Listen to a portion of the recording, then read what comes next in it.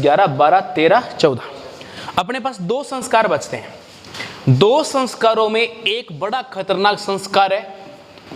इसी संस्कार के लिए बहुत सारे विद्यार्थी लगातार स्ट्रगल कर रहे हैं। और ये क्लास जो आप देख पा रहे हो, कई बालक ऐसे बैठे हैं जो इस संस्कार के लिए ही लंबे टाइम से संघर्ष कर रहे हैं। सर कई बालक ये संस्कार लिए भी बैठे हैं। हाँ, कई बालक संस्कार लिए भी बैठे हैं, वो कुछ जीवन में अच्छा करना चाह रहे हैं।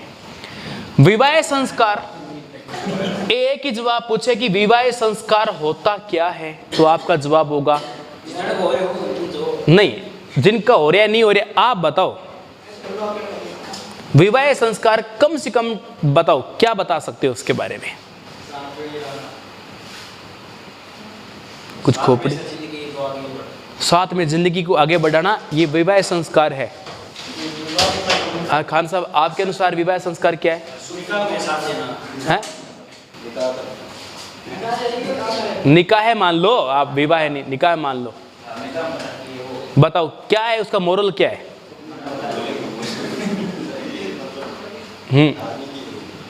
धार्मिकता तो है, कोई एक शब्द उसके लिए यूज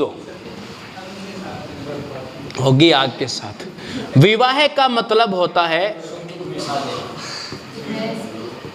इंसान का गृहस्थ आश्रम प्रारंभ होना। अब सुनो मेरी बात, बड़ी सुंदर बात है। गृहस्थ आश्रम का प्रारंभ होना विवाह संस्कार होता है। आप सोचो जीवने जाएंगे, पार्टी में जाएंगे, बैंड बजेंगे, डीजे बजेगा, वो साइड का पोर्शन है। सबसे मुख्य मुद्दे की बात गृहस्थ आश्रम।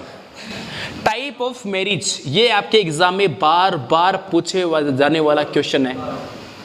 विवाह के टोटल प्रकार कितने होते हैं? तो आपका जवाब होगा विवाह के 8 प्रकार होते हैं।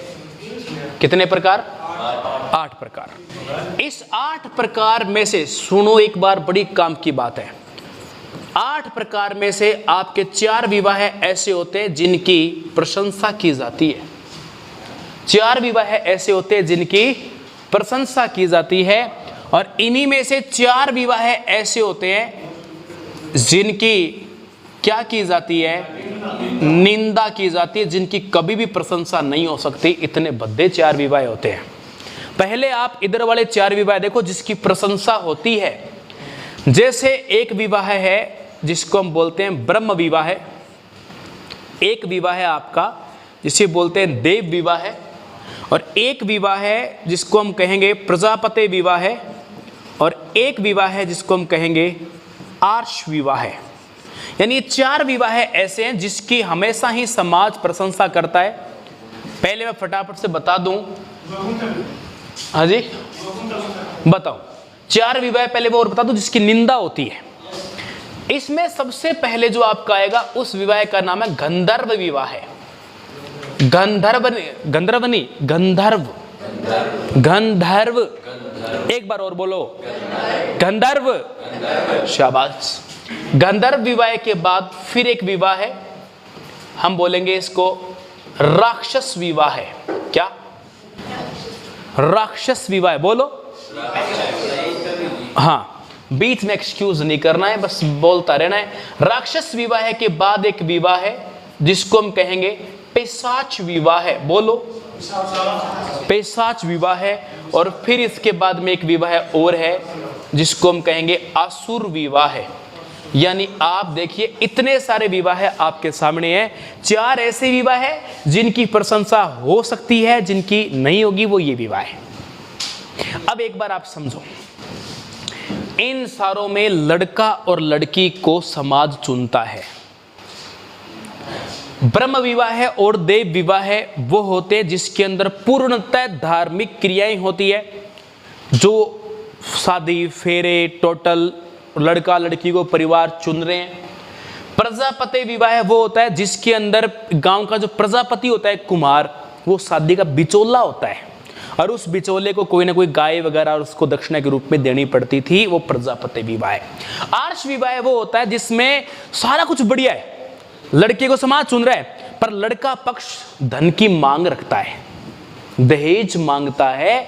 उस विवाह को आर्ष, यानी बुरा तो नहीं कह सकते, कहते हैं डिमांड है, तुम्हारी क्षमता तो पूरी कर दो, नहीं तो तुम छोड़ो कहीं और देख लो, बात खत्म। 4 प्रकार ऐसे हैं जिसकी समाज हमेशा प्रशंसा करता है, बहुत ही वैलिड विवाह माने जाते हैं। ब्रह्म विवाह, देव विवाह, प्रजापति विवाह और आर्ष विवाह। इधर ये कौन सा है? तेरे हाथ में मेरा हाथ हो,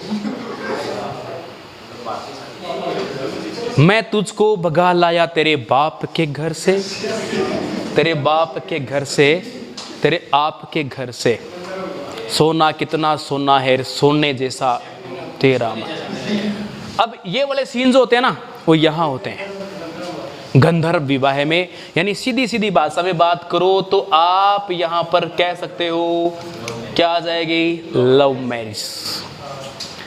एक बात और सुनो छोरो, आपके लिए बोलता हूँ, आपके फर्क नहीं पड़ता है लड़कियों को। ऐसा क्या दिक्कत होगी? लड़की को लड़का भगा कर लेके जा रहा है, चुपचाप धीरे धीरे भी लेके जा रहा है तो भी कोई दिक्कत नहीं, लेकिन इस विवाह को अपहरण करता ही माना जाता है।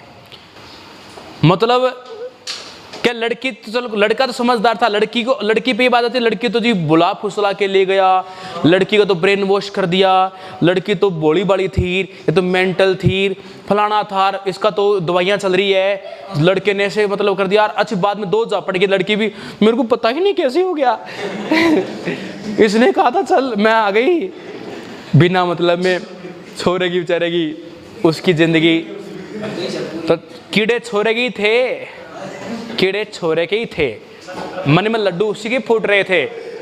भुगत यानी लड़की कितनी ही तैयार हो, बाया 1% रिस्क ले लेना, 99% रिस्क मत लेना।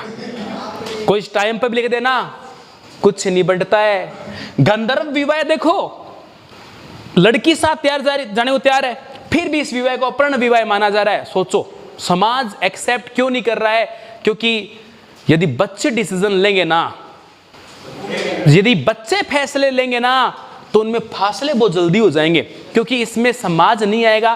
कल को कोई बातचीत, और देखो वैवाहिक जीवन में प्रॉब्लम आना पार्ट ऑफ लाइफ है। इधर प्रॉब्लम आएगी, बैठक पंचायत 10 इधर से 10 इधर से, टूटते को बचा देंगे।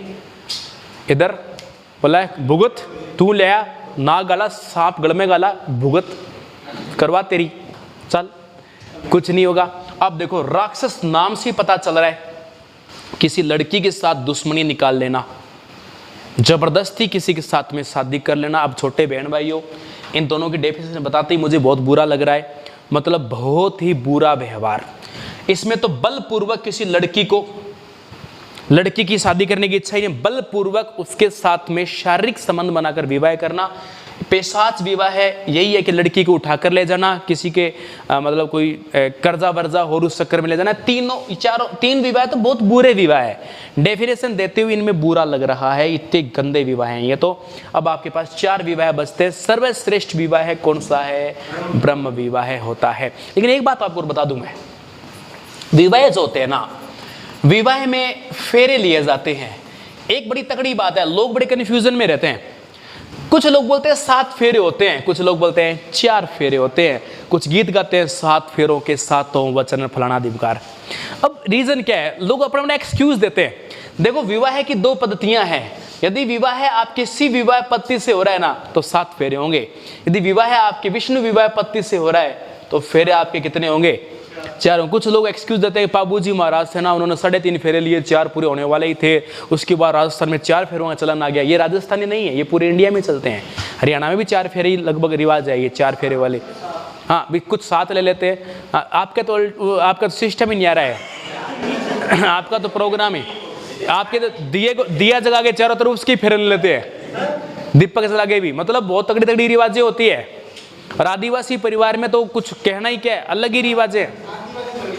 तो कौन सा वासी हो? 1976 का भारत सरकार एक्ट पढ़ना हाँ। अब जरा देखो, बड़ी काम की बात, मेरे साथ रिपीट करो। संस्कार कौन सा चल रहा है? सारे बोलो, प्रेम से बोलो। इसमें होता क्या है? गृहस्थ आश्रम प्रारंभ हमारा 15वां संस्कार होता है। विवाह कितने प्रकार के होते हैं? प्रशंसा करने वाले, उसमें सबसे पहले, फिर 2 नंबर, 3 नंबर, 4 नंबर, शाबाश छागे, इनमें सर्वश्रेष्ठ। वाह। निंदा करने वाले कितने हैं? सबसे पहले गंधर्व के बाद, राक्षस के बाद, पिशाच के बाद असुर। इनमें भी ठीक ठाक पूछे तो गंधर्व है। इसमें क्या है? किसी का जबरदस्ती शोषण नहीं हो रहा है। 7 समुद्र पार में तेरे पीछे पीछे आ गई, दिक्कत उसके भी है, दिक्कत है उसके भी है। मैं कहता हूं कोई ऐसी भी हो ना कि 7 समुद्र पार में तेरे पीछे पीछे आ गई, तो लड़की का कुछ भी नहीं बिगाड़ा जा सकता है। कोई किसी लड़की को आप बोले कि 7 गली में तेरे पीछे पीछे आ गया, 10 साल की सजा है। लड़की पूरी पृथ्वी पार करके आ गई तो ही कोई महिला है कुछ नहीं बोलेगा। अरे कोई आदमी किसी लड़की पीछे 7 गली पार आ जाए, भाई साहब महिला उत्थान, महिला आयोग घेर लेंगे उसको, जवाब चाहिए 7 गली कैसे पार आया। पुरुषों के साथ अत्याचार है भैया, बहुत तगड़ा बुरा हाल है। अब देखो विवाह संस्कार, विवाह संस्कार के बाद में एक और बचा है, उस संस्कार को बोलते हैं, लास्ट संस्कार है अंत्येष्टि, और इसी को बोलते हैं अंतिम संस्कार। इसके अंदर मोक्ष की प्राप्ति होती है, मोक्ष क्रिया होती है। ये अपना अंतिम संस्कार है, कंप्लीट संस्कार आप